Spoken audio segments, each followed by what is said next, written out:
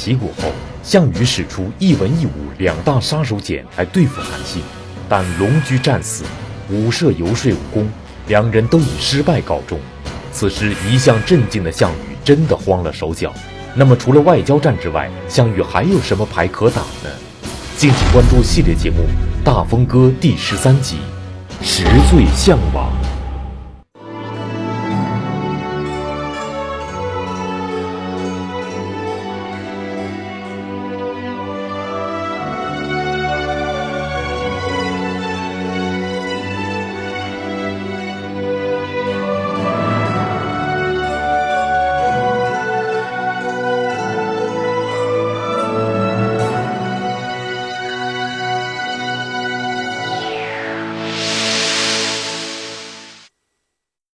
韩信攻占齐国，对刘邦来说可是一件大好事，但远水解不了近渴。韩信远在山东，刘邦在河南，只要韩信不出兵，刘邦就只能在荥阳战场苦苦撑着。而此时项羽的日子也不好过。韩信攻占齐国后，极大地威胁了项羽的国都彭城和他大军的后勤保障，因此刘项两家都处在了僵持之中。那么在这种情况下，项羽还有什么牌可打？刘邦又会怎样应对这种局面呢？河南大学王立群教授做客百家讲坛，为您讲述系列节目《大风歌》第13集《十罪项王》。此时，项羽手里边只剩下一个最重要的一张王牌，就是他手里边有刘邦的父亲、刘邦的妻子这一拨人作为人质，所以项羽在万般无奈的情况下，就在两军阵前，就广武啊，就今天荥阳的广武镇，广武镇前支了一口大锅，烧了一锅开水，然后把刘邦的父亲架在锅上，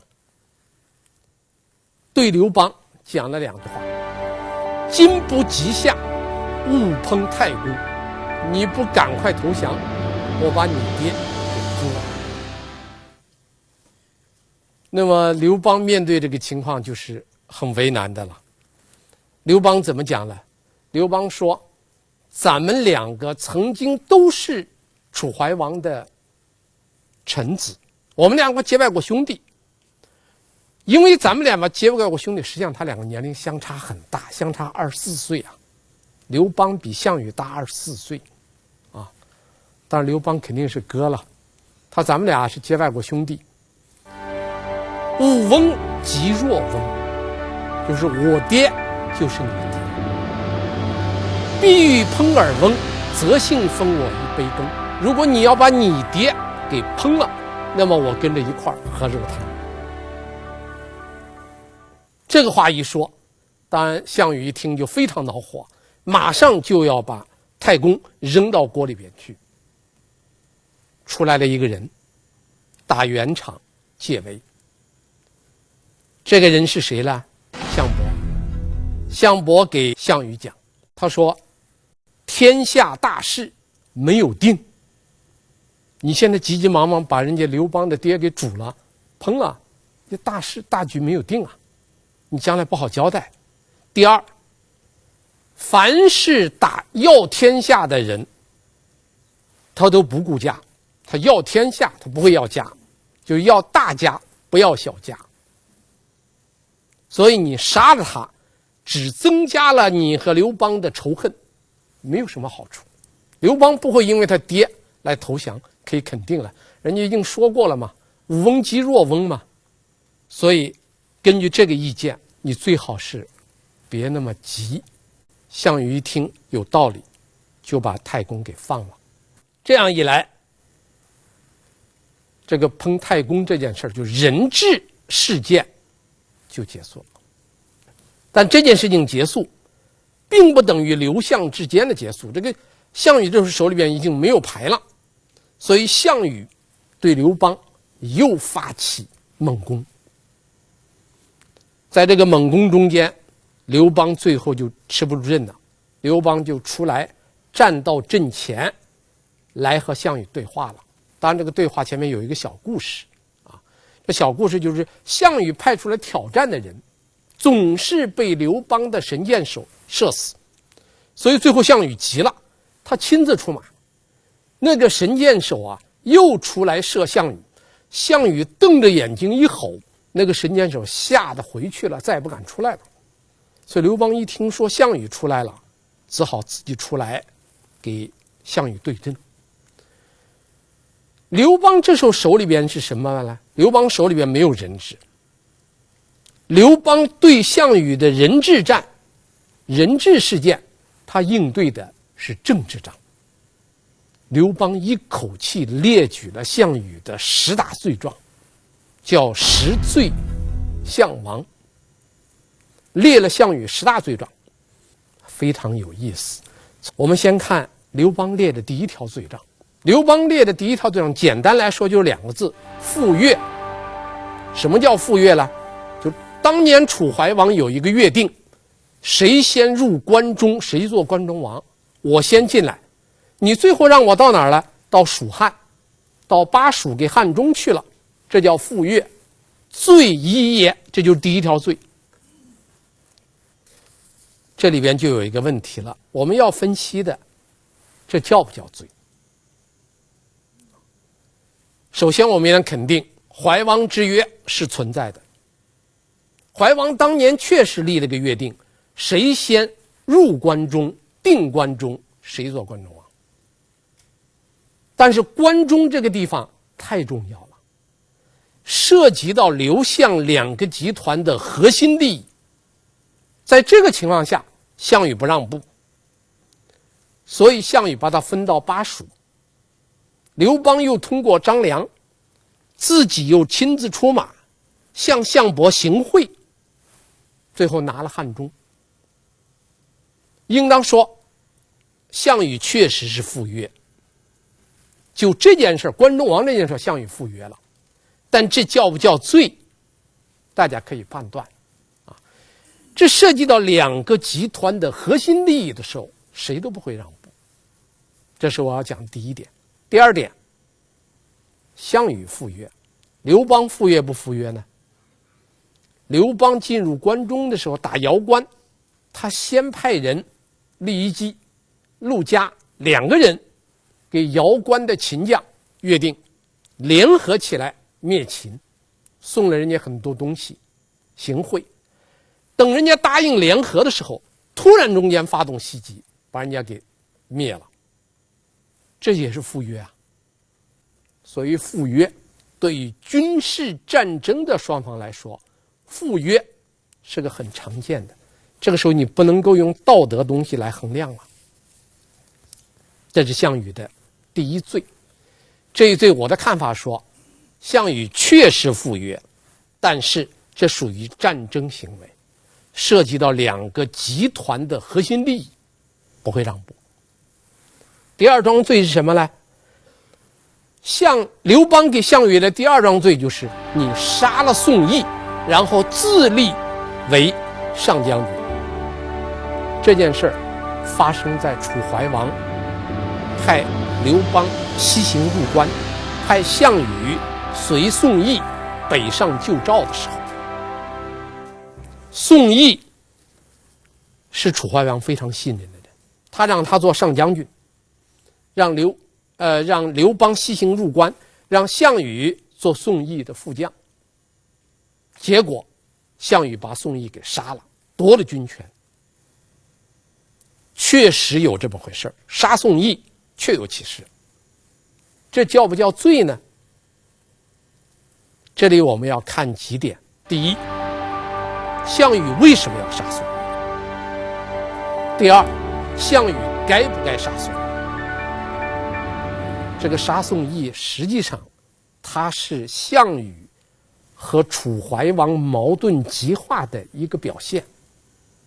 本来这个楚怀王是项羽的叔叔项梁立的，立了他以后呢，项梁只是让他做个傀儡。但是楚怀王虽然是个放牛娃，他不甘心做傀儡。项梁活着，他忍着；项梁战死，他就借机夺了项羽的兵权。这是个项羽节的第一愿。后来项羽要求西行入关的时候，他让项羽北上救赵，让刘邦西行入关，派宋义做北上救赵的总指挥，项羽只做了一个副将，结了第2愿。而宋义又站在楚怀王一边，制约项羽，甚至于下了个令，约束项羽，要杀项羽。所以这件事情的起因是楚怀王和项羽之间的矛盾的表现。导火索是2个人因为政见不合，项羽主张速战速决，就立即渡河，楚攻其外，赵应其内，这样来打败秦军。宋义的主张是什么呢？宋义主张是先让秦赵2家斗，等他俩斗过以后，我们再跟着打。这个时候有了一个机会，宋义派他的儿子到齐国去做相国，宋义去送行，整天吃喝，而这个时候他停留这个地方停留了40多天不走，士兵们都没有东西吃，项羽抓了个机会把宋义杀了，这就是杀宋义。为什么杀？讲清楚了，该不该杀？这事不太好讲啊。宋义该不该杀呢？宋义是站在楚怀王一边来控制项羽的人，杀了宋义，项羽掌握了军权，才有下面破釜沉舟巨鹿之战。如果项羽不杀宋义，不掌兵权，就没有破釜沉舟，没有巨鹿之战。所以这一个该不该的问题不大好讲。这个问题是不是罪，大家也可以想。因为这2个问题，一个是赴约，一个是杀宋义，这2个问题都涉及到刘邦给项羽的核心利益，所以他认为是罪。第3，擅结诸侯兵入关。刘邦这个罪指的是什么呢？说你那个项羽把巨鹿之战打完以后，你应当向楚怀王报告，不应当擅自领兵入关。他认为这是第3条罪。这条罪我们可以说，这条罪叫莫须有，这叫欲加之罪，这个罪不成立。为什么呢？楚怀王派宋义、项羽北上救赵，就是2大任务：第1，救赵；第2，灭秦。既然有灭秦的任务，那么他入关有什么不可以的？而且这个罪1跟罪3，你结合起来看，刘邦说他是谁先入关中，谁做关中王，那就意味着刘邦可以积极的往里边打，项羽也可以积极的往里边打。怎么现在刘邦打进去就是对的，项羽领着打进去就要擅结诸侯兵入关呢？这话讲不通啊。只许你打，不许我打，和尚摸得，我摸不得，这个说不通，这个叫欲加之罪啊。所以这个罪1、罪2不好说，大家可以自己判断。罪3不成立。罪4，烧秦宫，挖秦陵，私吞秦陵财宝。这第4桩罪，要叫我来看，这桩罪叫什么呢？叫有虚有实。哪个是实呢？烧秦宫是实。项羽确实把秦的宫殿给烧了，大火3月不灭，确有其事。但是说挖秦陵，私吞秦陵的财宝，这个话就不太好讲了。我们现在知道秦始皇陵没有被挖，项羽毁掉的顶多是秦始皇陵上面的表层建筑。至少有2件事可以说明这个挖秦陵给私吞秦陵财宝是个没有的事儿。第1，时间不够。项羽在鸿门就住了没有几天，就到咸阳去了。那么秦始皇的那个陵我们去看过，现在还像个小山包一样高，那不可能是几天之内能够挖通的，时间上不允许。而且我们在讲秦始皇的时候说过，秦始皇陵的考古队花了几十年的时间调查研究的结果，秦陵上面只有个别的盗洞，整个的宫墙，还有秦陵的封土堆儿，还有它那个秦陵的地宫都没有遭到破坏。所以挖秦陵这是不实之词。至于说那个财宝，我引秦始皇本纪有一段非常好的记载，大家可以听一听。诸侯兵至，项籍为纵长，杀子婴及秦诸公子宗族，随屠咸阳，烧其宫室，楼其子女，收其珍宝货财，诸侯共分之。秦始皇本纪明确记载了一段话，说项羽作为诸侯的总盟长来到以后，确实把咸阳的财宝抢了，抢完以后怎么办呢？是诸侯共分之。这你不能说他是私吞吧？大家分的人人有份，包括你刘邦也有一份啊，你怎么能说你私吞呢？那么我们从哪里可以看出来刘邦也分到这个财物的呢？我们讲过鸿门宴，鸿门宴刘邦临走的时候交给张良断后，叫张良给他转送2件礼物，献给项羽的是玉璧1双，献给范增的是玉斗1对儿。这问题就来了，你那1双玉璧还有那1对玉斗从哪儿来的？刘邦他绝对家里没有这种祖传，他家很穷，没有祖传，祖上没有。要么你是从项羽那儿分的，要么你是第一个入关中你抢的。有没有证据呢？有。史记的萧相国世家有一条记载说得很清楚，在萧何传这样说的：沛公至咸阳，诸将皆征走金帛财物之府，分之。刘邦是第一个进来的，进来以后他那些将领们找那些最有钱最有珍宝的那些官府衙门去，到那边那东西全抢了，然后一分。第一个进来的第一个抢，所以刘邦第一个来第一个抢。他现在反过来说项羽私吞。另外在史记的刘侯世家，刘邦被封到巴蜀去了，他想要汉中地，他怎么办呢？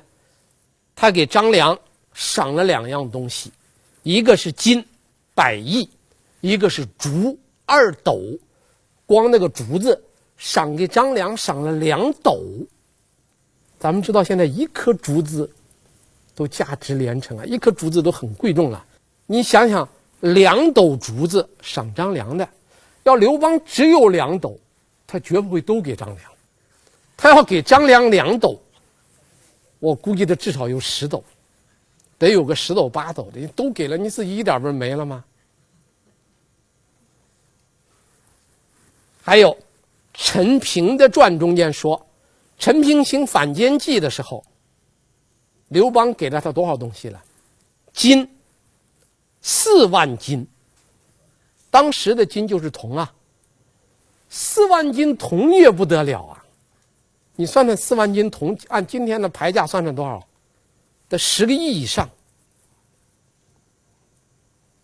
而且给了陈平以后随便花，不问他的收入，账都可以不记。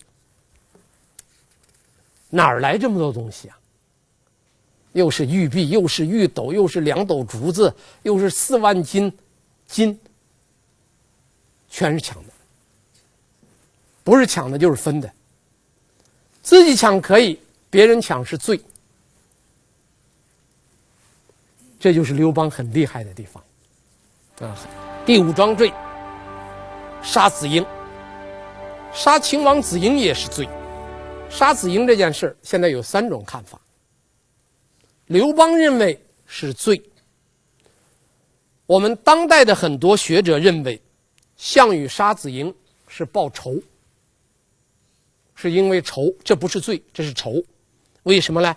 他的祖父项燕当年是被王翦杀了，他的叔叔项梁是被秦将张邯杀了，他们老项家给秦家给秦王朝他是死敌，所以他抓子婴杀了报仇。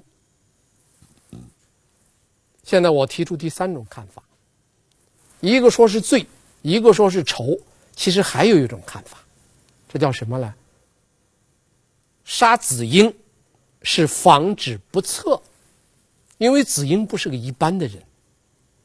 我们讲过秦始皇，大家知道子婴受命称王的时候非常危险，是赵高杀了秦二世立了他，赵高随时可能把他杀掉，但是子婴反过来就要把赵高给杀掉了，说明子婴有才华，不简单。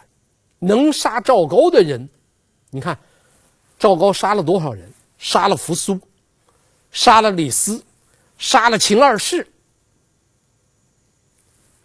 从继承人杀到丞相，从丞相杀到秦王，杀到秦二世，最后他被子婴杀了。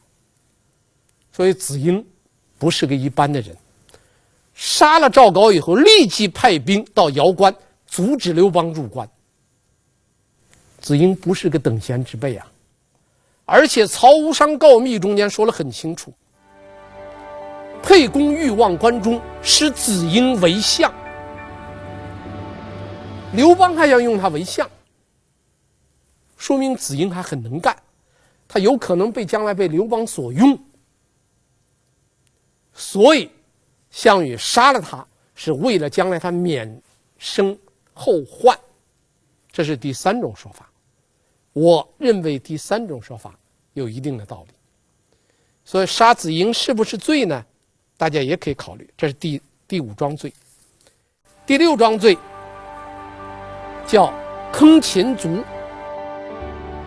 封秦将，就是说项羽把秦国投降的20万军队给坑杀了，而把投降的3个秦将封成王了，说这是罪。这2句话它并到一条中间，非常有意思，并到一块儿。实际上一个是坑秦族，一个是封秦将。刘邦为哪一件事儿感到非常恼火呢？大家想一想，是坑杀那20万秦族惹得刘邦动了肝火，还是封了3个秦将做关中王让刘邦十分恼火呢？我看后者。封那3个人做，你看一个雍王，一个塞王，一个狄王，他3个人把刘邦原来在关中地方给分了。刘邦恼的是这一点，但他说的是另一点。他3个一封，把刘邦的地给分走了，他弄到巴蜀去了。我们在这里说啊，不管刘邦怎么说，坑秦族是罪，这确实是对的，这个确确实实是个罪。但是封秦将是不是罪，大家可以判断啊。但刘邦说他是罪。第7，分封不公。你封诸侯王分的不公，怎么不公呢？他列了几条。第一，有4个原来的诸侯王，你给他换地方了，哪几个呢？魏王、燕王、赵王、齐王，人家原来都是好好的，你现在封了他们的部下，把原来的那些王给赶跑了。封的是这些王的手下的将领，这些将领占的好地方，那些王占的不是好地方，这是第一。第二是认为好地方都封给那些将领了，所以他认为很不公平。其实指责项羽分封不公的只有4个人。第一是刘邦，刘邦不满意，可以理解，他本来是关中的，给他弄到巴蜀去了，不满。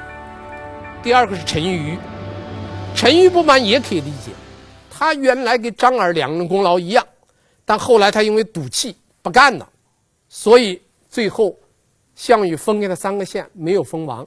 那张耳一直干到底了，张耳封了常山王，陈馀没有封王，封了3个县，不满意。第3个是田荣，田荣不满意，田荣是开始起兵有功，后来给项梁闹矛盾，不支持项梁，也不跟着参加巨鹿之战，也不入关，没有封他。第4个韩信，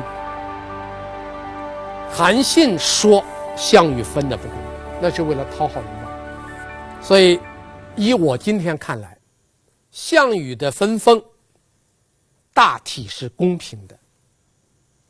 这个意见不光是我个人的意见，有一些史学家，比如说像这个吕思勉先生，在他的《秦汉史》中间，他也是认为项羽的分封大体上是公平的。第8桩罪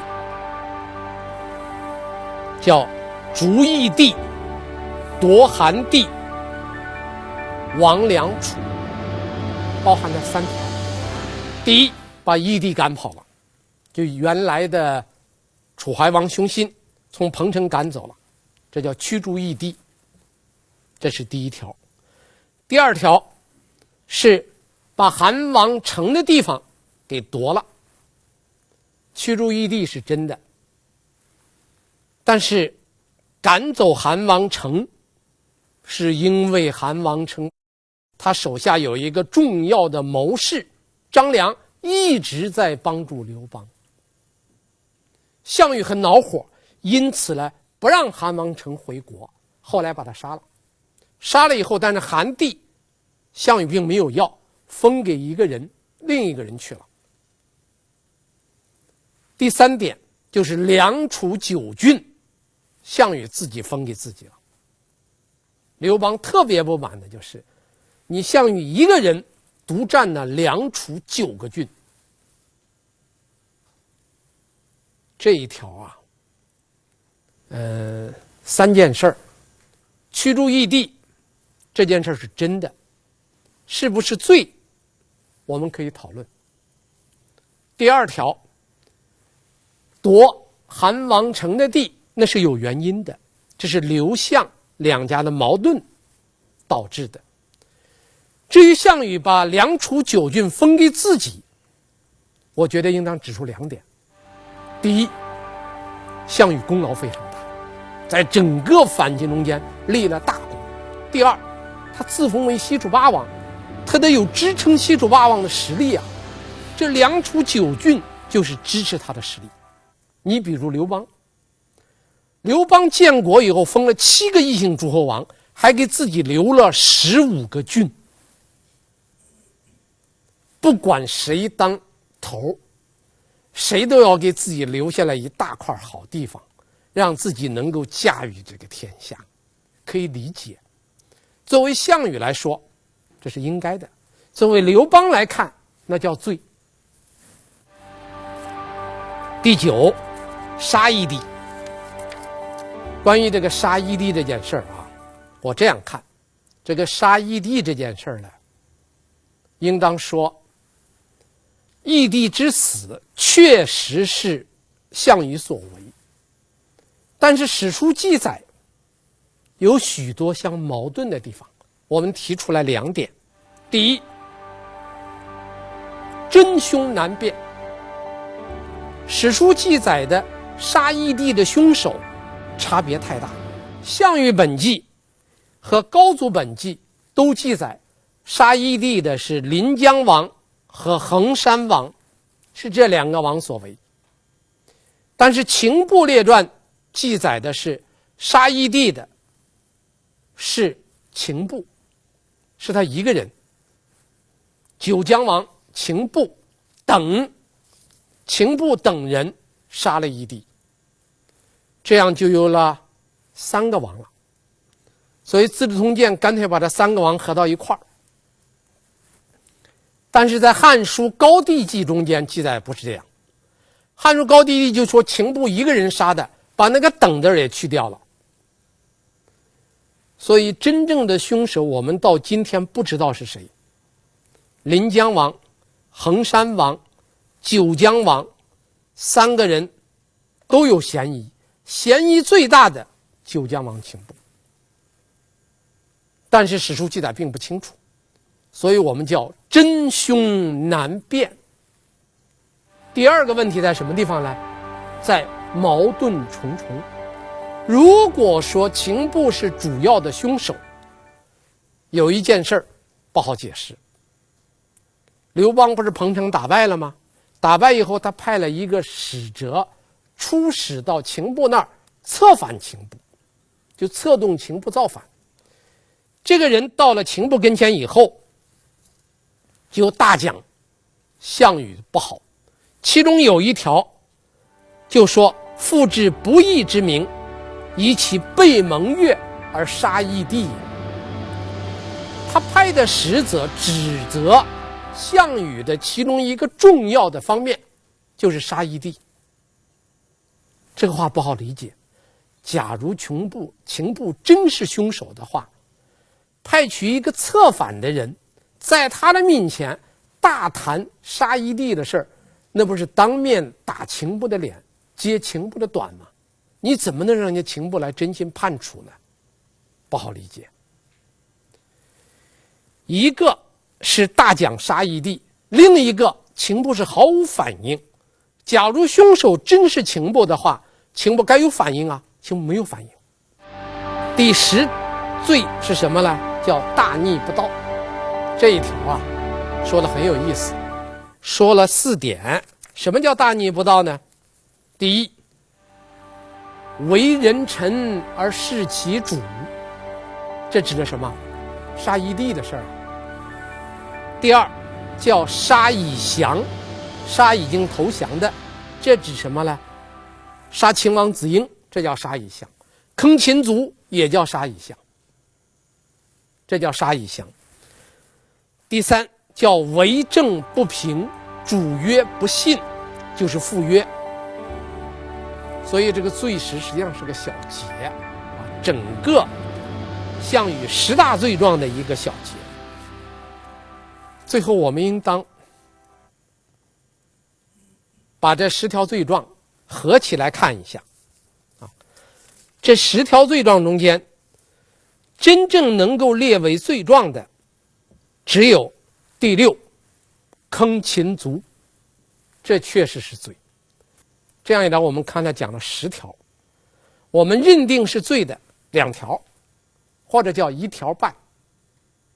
杀义帝是1条，坑秦族算半条，因为另半条叫亡秦降将，这1条半是对的，剩下的8条半不大好讲。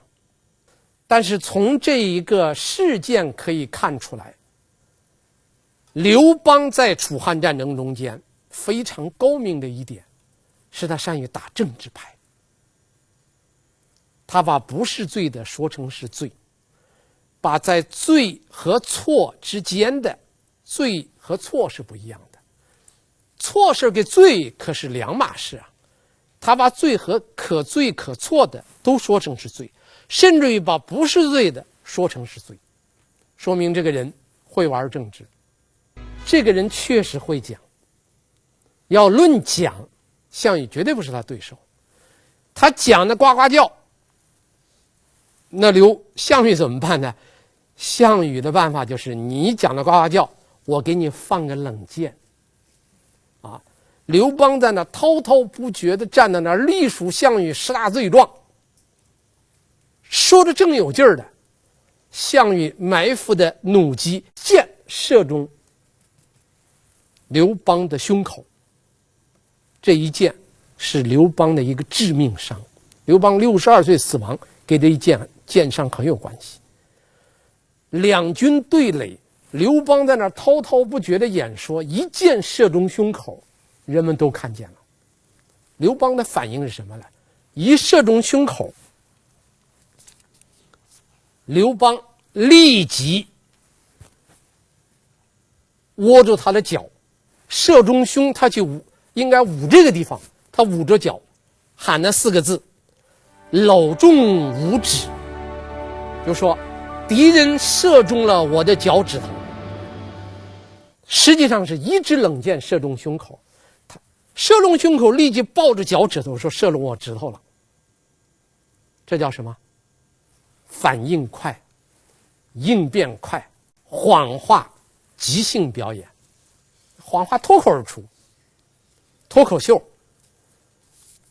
这种说谎的技能，楚汉战争中间没有第2个人比得过刘邦，张口就是一句谎话。这一箭伤，刘邦伤得很重啊，当场就栽倒了。下来以后，刘邦就支持不住，因为所有的楚汉两军的将士们都看见了，张良为了稳定军心，让刘邦把剑拔出来，带住伤，到各个汉军的各个营地中间去转了一圈，面带微笑的转了一圈，实际上疼得要死。回去以后，立即送到成皋去养伤。这就是广武对阵的一个打法，人之战，我打，政治战，各打各的。但这个打法不能解决问题啊，毕竟你光跟他说别人有10条罪，你说100条罪，不能解决军事问题。楚汉这种相持不下的局面，能这样僵持下去吗？请看下集圆满收官，谢谢大家。有刘邦的家人当人质，这是项羽手里的最后一张王牌。有这个短板在别人手里，此时的刘邦绝不敢轻举妄动。那么如何解救家人，这是刘邦集团面临的首要问题。在这个问题上，谁帮助了刘邦呢？他是怎样解决了人质问题呢？敬请关注系列节目《大风歌》第14集圆满收官。